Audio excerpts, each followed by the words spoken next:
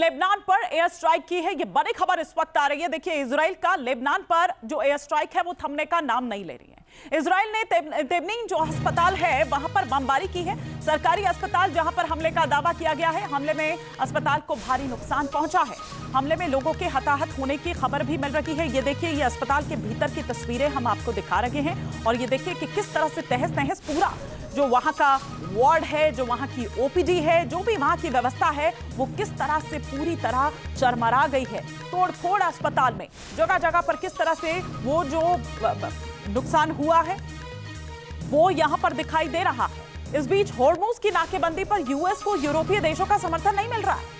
ये पहले ही कह दिया गया था उनके द्वारा। देखिए, कहा तो बीच में तब भी गया था जब ये युद्ध चल रहा था कि ट्रंप ने हमसे नहीं पूछा था ये युद्ध में जाने से पहले, और हम इसमें उनका साथ नहीं दे सकते। नाकाबंदी पर अमेरिका को अंतर्राष्ट्रीय समर्थन नहीं मिल रहा है। कई यूरोपीय देश जिन्होंने नाकेबंदी में शामिल होने से साफ तौर पर इनकार कर दिया है, और जाहिर सी बात है कि ये बात रास नहीं आ रही होगी ट्रंप को, जो बात बात पर गुस्सा जाते हैं, बात बात पर धमकी देते हैं। लेकिन जो अभी स्थिति है वो ये कि अमेरिका ने स्ट्रेट ऑफ हॉर्मुज की नाकेबंदी शुरू कर दी है। ट्रंप के ऑर्डर पर यूएस नेवी एक्शन मोड में है। जहाजों की आवाजाही पर कड़ी निगरानी रखी जा रही है। अमेरिका अपने प्लान को किस तरह अंजाम तक पहुंचा रहा है, इस रिपोर्ट में देखिए।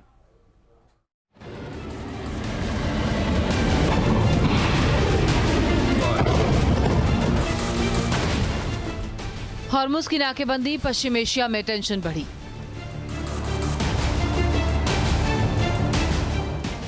समंदर में बजी खतरे की घंटी, भीषण तबाही होगी।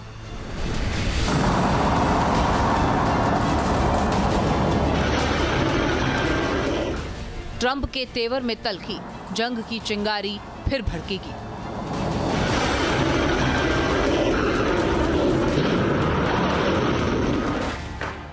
ईरान और अमेरिका के बीच कोल्ड वॉर जारी है। सीज फायर के दौरान एक दूसरे को घेरने के लिए अलग अलग रणनीतियां बनाई जा रही हैं।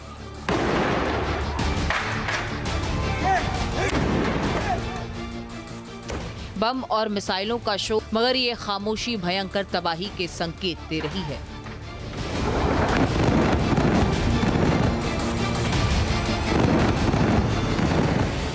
संकट का सेंटर स्ट्रेट ऑफ हॉर्मुज बना है। अमेरिका ने यहां नाकाबंदी का आगाज किया और अब इसके विनाशक अंजाम को लेकर अटकलें लगाई जा रही हैं। भारतीय समय के हिसाब से सोमवार शाम 7:30 बजे से हॉर्मुज स्ट्रेट से गुजरने वाले जहाजों पर सख्त निगरानी बढ़ा दी गई।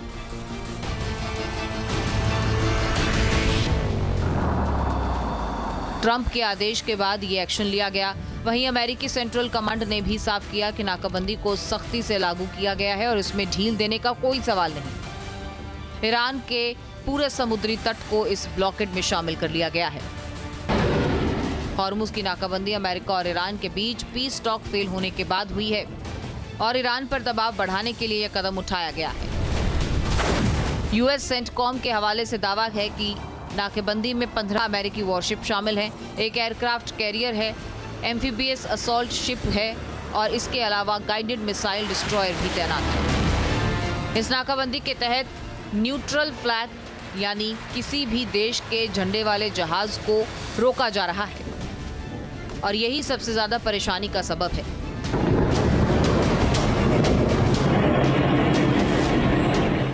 अमेरिका ने ऐलान किया कि जहाज चाहे किसी भी देश का हो, चीन, रूस या कोई भी यूरोपीय देश, अगर वो ईरानी बंदरगाहों की ओर जा रहा है या फिर वहां से आ रहा है तो उसे रोका जाएगा। सेंट्रल कमांड ने साफ निर्देश जारी किए हैं कि नाकाबंदी का दायरा अब ईरान के तटों से बहुत आगे निकल चुका है। अंतर्राष्ट्रीय नियमों के तहत अक्सर दूसरे देशों के झंडे लगाकर जहाज निकल जाते थे, लेकिन ट्रंप की इस नीति ने उस रास्ते को भी बंद कर दिया है। सिर्फ झंडा देखकर अब किसी को छूट नहीं दी जाएगी। अमेरिका ने पूरी तैयारी के साथ ऑपरेशन हॉर्मुज को शुरू किया और वजह पूरे रीजन में एक बार फिर से तनाव कायम करना। अमेरिका की कोशिश यही है कि हॉर्मुज बंद करके ईरान को आर्थिक चोट पहुंचाई जाए ताकि वो सरेंडर करे, सभी शर्तें माने। अमेरिकी नौसेना की 5वीं फ्लीट ने हॉर्मुज के मुहाने पर अपने युद्धपोत को ऐसे आकार में खड़ा कर दिया है जिससे वो आधे ईरान पर नजर रखे हुए हैं।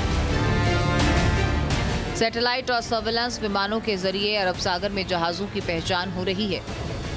ईरानी पोर्ट की ओर बढ़ रहे जहाजों को अमेरिकी युद्धपोत रोक रहे हैं, रास्ता बदलने के लिए मजबूर कर रहे हैं। चेतावनी ना मानने वाले जहाजों को जब्त किया जा रहा है और उनके खिलाफ फोर्स इस्तेमाल करने का ऑर्डर है। सेंटकॉम ने हॉर्मुज को 2 हिस्सों में बांटा है। इसमें ग्रीन जोन, रेड जोन है। इसके आधार पर अमेरिका का एक्शन प्लान एग्जीक्यूट हो रहा है। ग्रीन जोन में दुबई या कतर जैसे गैर ईरानी बंदरगाहों की ओर जाने वाले जहाजों के लिए सेफ रूट मुहैया कराया जा रहा है और रेड जोन में ईरानी तट के पास का पूरा इलाका है जहां किसी भी जहाज का जाना युद्ध की चुनौती जैसा है।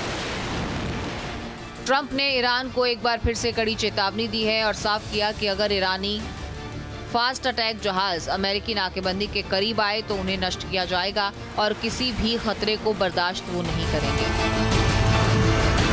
अमेरिका के इस एक्शन ने पश्चिम एशिया में जंग का खतरा बढ़ा दिया है। फिलहाल समंदर में संग्राम छिड़ा है। ईरान ने हॉर्मुज की नाकेबंदी के खिलाफ कड़े तेवर दिखाए हैं। सीज फायर टूटने की आशंका और गहरा गई है। फिलहाल पूरी दुनिया की नजर 33 किलोमीटर के इस समुद्री रास्ते पर टिकी है जिसे लेकर अमेरिका और ईरान में तनाव चरम पर है। Team news nation. इस बीच एक बड़ी खबर आ रही है। इजराइल और लेबनान के बीच आज वॉशिंगटन में बैठक है। रात 8:30 बजे ये बैठक होनी है। लेबनान की राजदूत नादा हमादेव होंगी इसमें शामिल।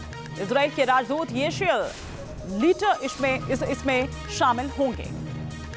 तो लेबनान और इजराइल की ये बातचीत, हालांकि ये बातचीत कितनी आप ये कहिए कि कारगर होगी, ये देखने वाली यहां पर बात होगी। इस बीच अमेरिका के खिलाफ ईरानी लोगों में जबरदस्त आक्रोश देखने को मिल रहा है। ट्रेन में अमेरिका मुर्दाबाद के नारे लगा रहे हैं। रेलवे पुल को पार करते हुए बाकायदा ये वीडियो जारी किया है। हमला कर अमेरिका ने इस पुल को नुकसान पहुंचाया था।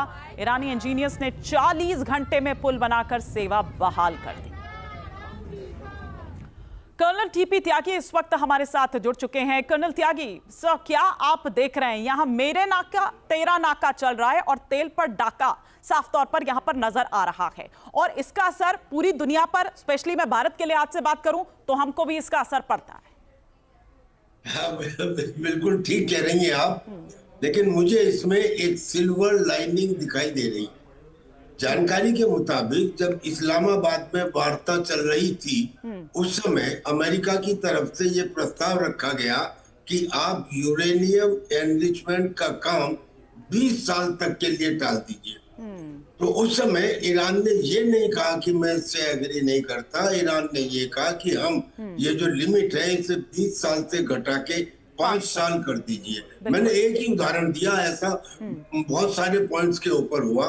यानी कि वो दोनों देश एक दूसरे के नजदीक आते हुए दिखाई दिए। करीब करीब फ्रेमवर्क तैयार था।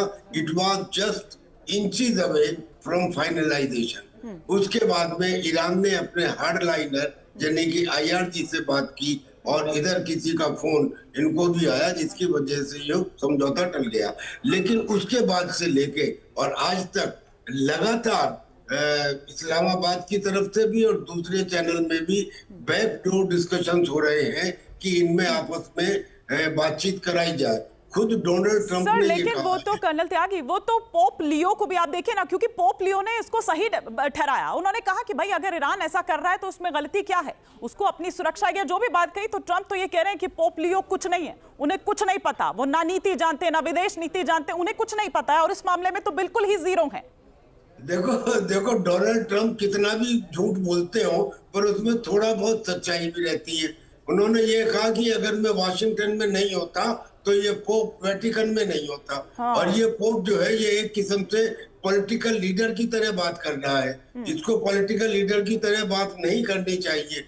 ये तो लेफ्टिस्ट का हिमायती हो गया है। तो इस किस्म की बातें हैं तो वो डोनाल्ड ट्रंप सबके बारे में कहते हैं पर उसमें कुछ सच्चाई भी है। पोप के बारे में भी ये कहा जा रहा है कि he is leaning towards politics. खैर मैं आपको ये बता रहा था कि अभी ये चांसेस यूं है समझौते के कि इस्लामाबाद चाह रहा है हमारे यहाँ हो जाए और शायद अमेरिका चाह रहा है कि जनेवा में हो, कहीं भी हो। मीटिंग होने के चांसेस क्यों है? पहला तो ये कि लड़ते लड़ते दोनों स्थिति अमेरिका तो फाइनेंशियली हाँ, मैं समझ रही हूँ सर, लेकिन माफी के साथ आपको रोक रही हूँ, समय इतनी इजाजत दे रहा है। बहुत शुक्रिया लेकिन कर्नल त्यागी हमारे साथ जुड़ने के लिए।